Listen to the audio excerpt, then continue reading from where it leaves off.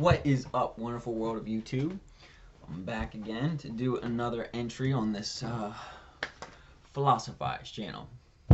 So, in trying to conceive of how I best want to go about this, I figured that I should give the audience kind of a summary of my philosophical underpinnings, particularly where I'm coming from, what are my particular beliefs that are going to structure a lot of the ways that I conceive of stuff, because with the philosophical discipline that I hail from, it's very opposed to traditional Western metaphysics, traditional Western philosophical edifices, and it's kind of, though in one sense is very old, in another sense it's a very new substratum of philosophy, which is process philosophy. So process philosophy is a metaphysical position, a metaphysical belief system about what there is out there. That's what metaphysics is. It's the nature of reality. You're trying to get at the fundamental underpinnings of the universe, and you try to get a couple things, then you can build the rest of the universe out of these, couple things that kind of structure the way the rest of the universe evolves and progresses. So traditionally this is called ontology. There's and that's a huge area of metaphysics, and that's what there is out there. What are the basic underlying things in the universe? So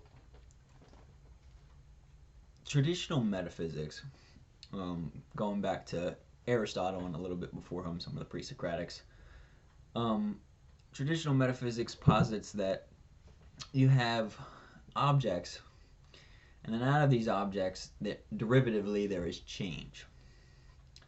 Now process philosophy is basically the inverse of that. Okay, you posit that change is fundamental, and out of change you get static entities like human beings, stars, galaxies, atoms even.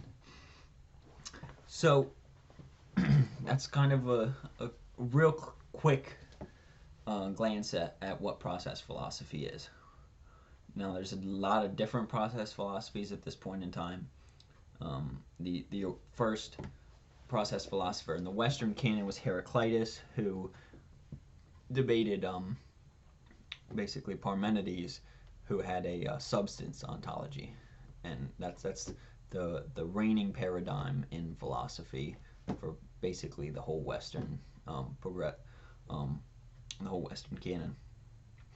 Now, what is substance ontology? So substance ontology, there's two types. There's idealism and there's materialism.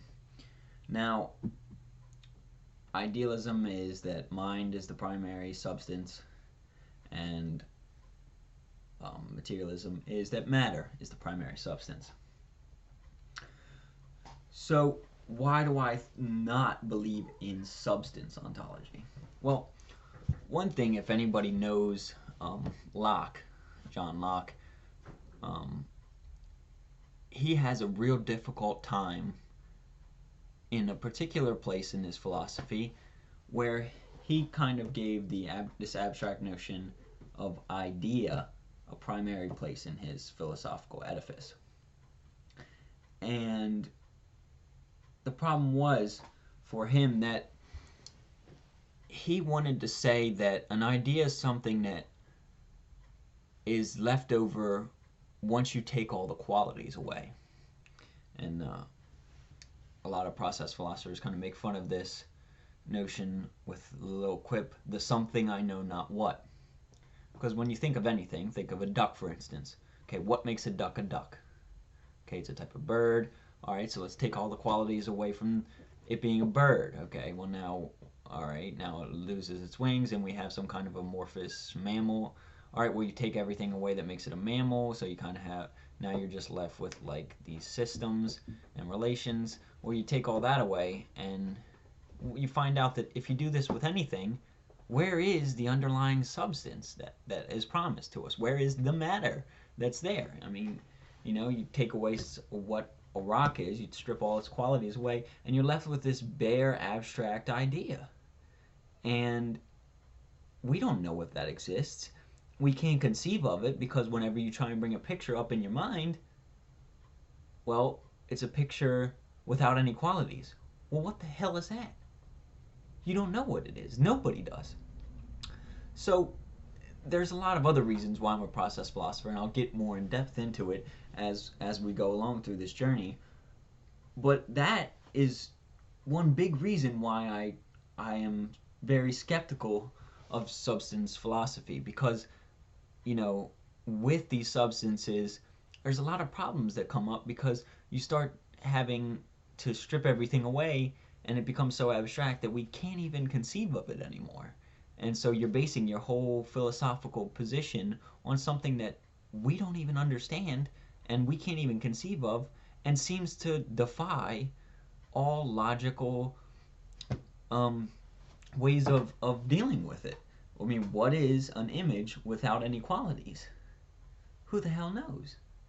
So there's a lot of problems that come up with um, substance ontologies, and though they have been the reigning paradigm, especially since um, the German idealists started critiquing Immanuel Kant, process philosophy has started to gain a lot of ground in the West, and specifically in the 19th and 20th century, it started to become a very, very lucrative position, and big name philosophers started to take it on, this very different way of conceiving of the universe.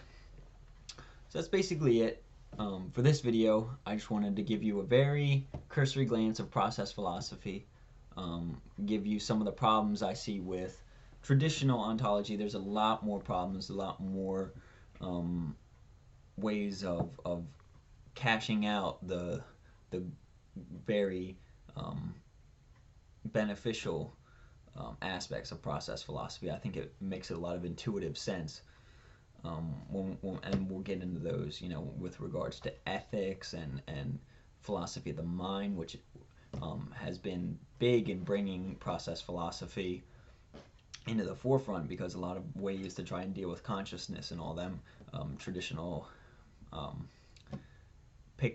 traditional metaphysical pictures or traditional scientific pictures have a really hard way of trying to wrap their mind around this. So that's kind of it. Let me know what you thought of this. Let me know if there's things that I could break down better. Like I said, I'm very new to this, and I know this is a difficult subject, so just let me know how this is all coming out to viewers, especially if you don't have too much philosophical training, because I kind of want to make this channel a way to bridge into philosophy and see how philosophy structures other avenues of thought, other avenues of study. So thank you for watching, and you guys will be seeing some more videos from me shortly.